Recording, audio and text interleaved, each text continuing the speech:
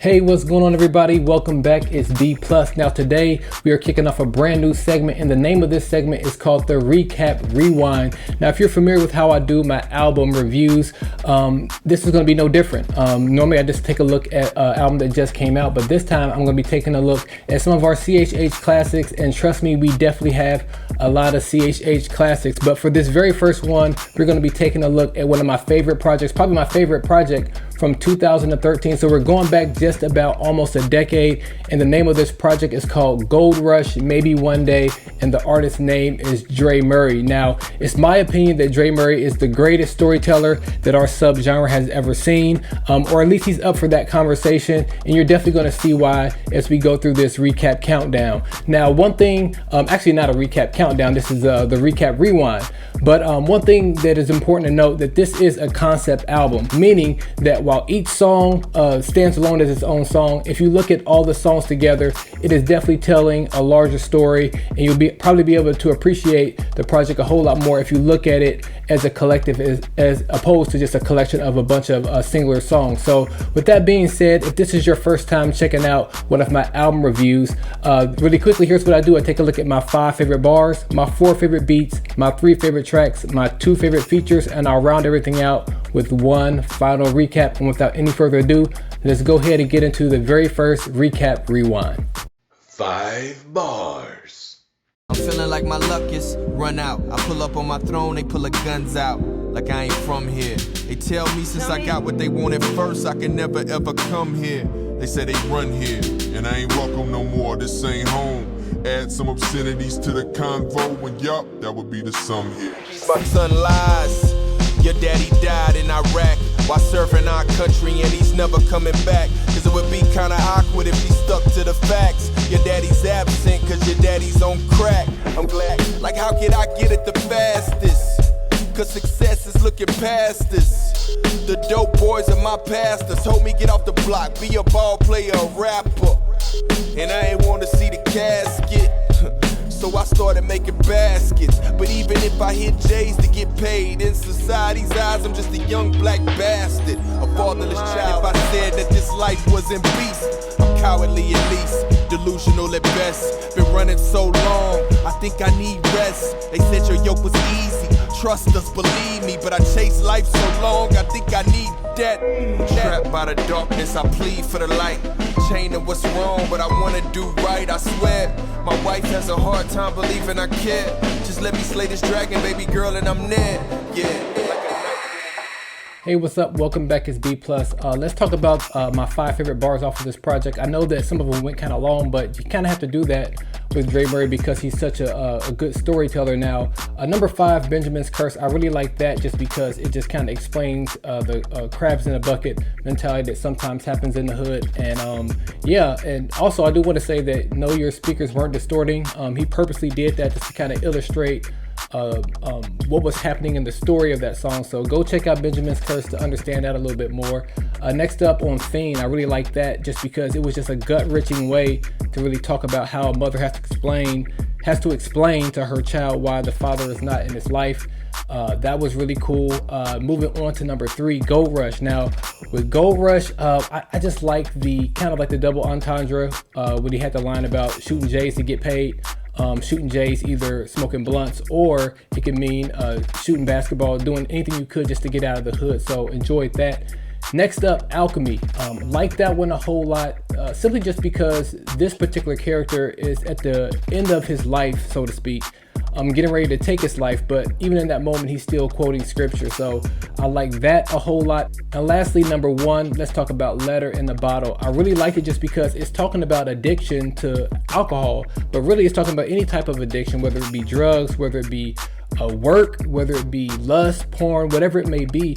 We oftentimes end up making promises to God and our loved ones that we struggle to keep.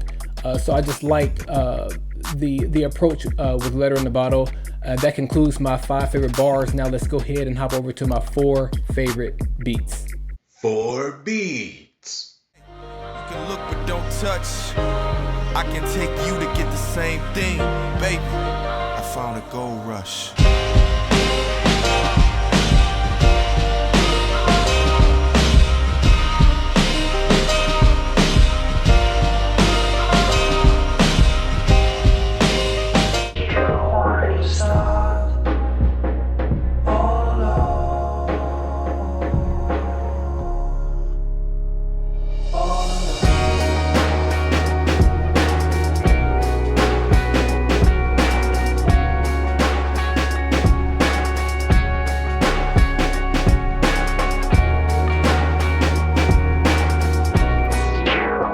Jumping up buildings won't give you wings, and you play with fire, and soon you will see it.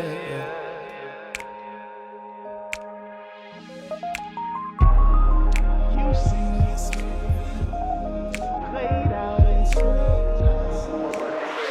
Crazy navy, welcome to my life in H. Crazy navy, welcome to my life in HD. Crazy navy, welcome to my life in HD. Welcome to my life in welcome to my life in H. Crazy navy, crazy navy, crazy navy, welcome to my life in HD. Crazy navy, crazy navy. All right, now welcome back to this recap rewind, taking a look at Dre Murray's Gold Rush and Maybe One Day.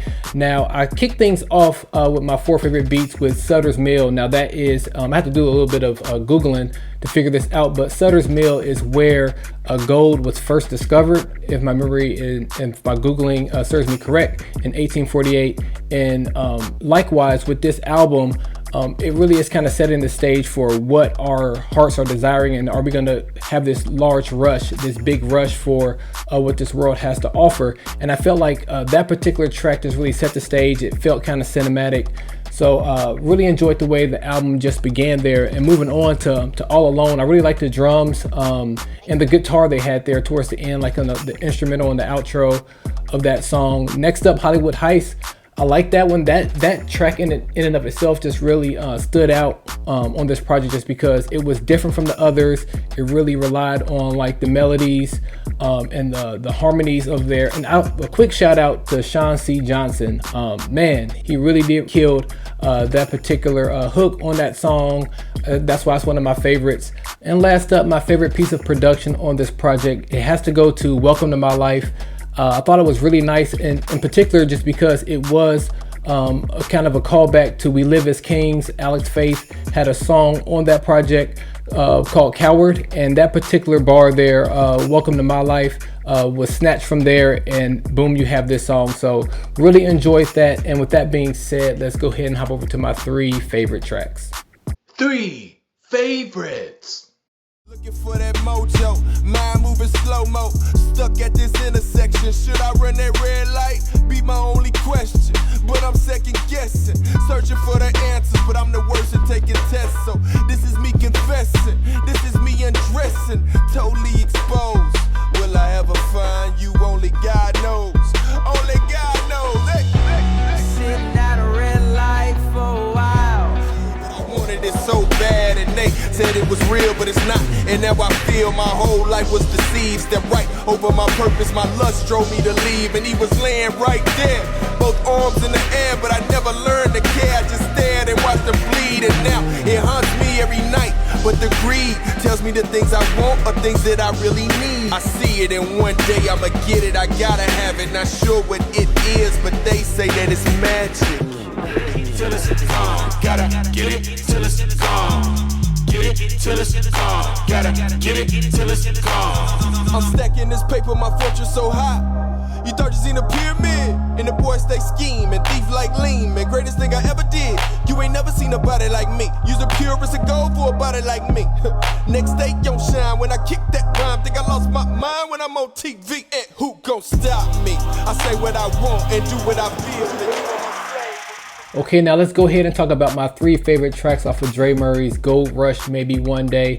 And we have to start it off with Green Light, because man, haven't we all been there? Have we all been in a particular point in our lives where we're sitting there at a red light, waiting on God to tell us to go, and we have that temptation, like, do I just blow through this red light, or do I just stay here and do I wait? So that song definitely speaks to me. Moving on to my second favorite song on this particular project, I had to go with Maybe One Day. Had to go with that one just because it is actually the second song on this particular project. So a flashback to Sutter's Mill, just really talking about like this gold rush and rushing for the things of this world. And this particular song just talks about us stepping over Christ, stepping over the cross and rushing after those things, all to just realize that my one day may never come. So thought that was just a very, very dope track on this project. And let's talk about my favorite track on this project, and it goes to Pharaoh. Now I could have picked this song to be a part of my favorite bars, my favorite beats, and also my favorite tracks, but I decided to just kind of slow down and kind of spread the wealth a little bit. I love everything about this song, and if you really want this song to come to life, I suggest going over to YouTube and typing in Dre Murray, Pharaoh, and just watch the music video. The music video doesn't have Dre Murray in it, but it just walks through the different characters, possibly throughout this entire project, but it walks through all these characters and really just shows how in the end, and you realize that you've put all this faith, you put all this care into something that you can't take with you there in the end. So really enjoyed that song. Again, go check out the video to get that full effect. And with that being said, let's head over to my 2 favorite features. 2 features. Would be my dream come true. Maybe one day, maybe one day, maybe one day, maybe one day, maybe one day, maybe one day. Wake up, I started rapping to pin a couple classic verses, keep a couple homies out the casket, hearses, but dag it hurts that now that I'm turning into masters, I'm slacking as a servant. Tragic, yo, where did Allen go? He's backstage with his black face, he's acting, yo, coming out onto that stage to tap his toes for your capital. That's how it happens, it's gradual. Soon as I think that it's me they crave, and CHH is a cheap payday, that's when it. Okay, let's go ahead and hop into my 2 favorite features off of this project, and Christian Grey comes in at number 2. I thought his vocals were just a great match to the production of this song, and I just think in general his voice is a good contrast to Dre Murray, and it's no surprise that Christian Grey was all over this project. He rapped, he sang, he was even sampled on a few songs as well, and it really is no surprise just because Christian Grey, Dre Murray, Alex Faith, who I mentioned before, and also Swoop were a part of a collective by the name of WLAK, or We Live as Kings. And yeah, so everybody a part of that group was featured in somehow, some way on this project. And speaking of Swoop, I really like what he did with Welcome to My Life. He was my favorite feature on this project.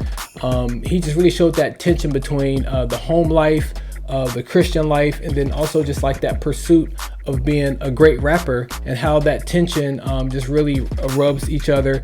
And so I just thought he did a good job on that song. He killed it. And now let's hop over to my one final recap of Dre Murray's Gold Rush, Maybe One Day.